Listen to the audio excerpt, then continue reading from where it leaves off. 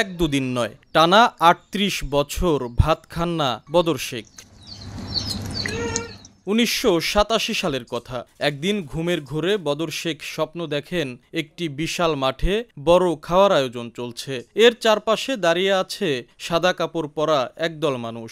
বদর শেখ তাদের প্রশ্ন করেন, এত বড় খাওয়ার আয়োজন, কিন্তু তারা খাচ্ছেন না কেন?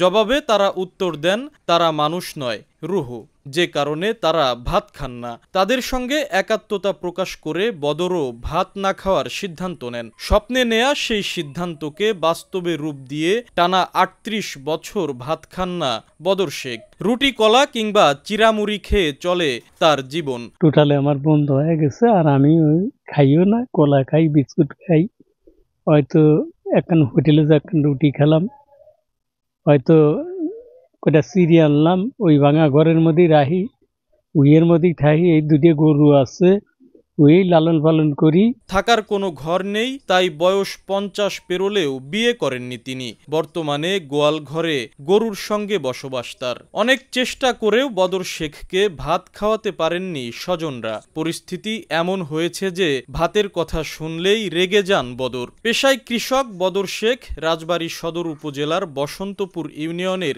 উদয়পুর গ্রামের বাসিন্দা।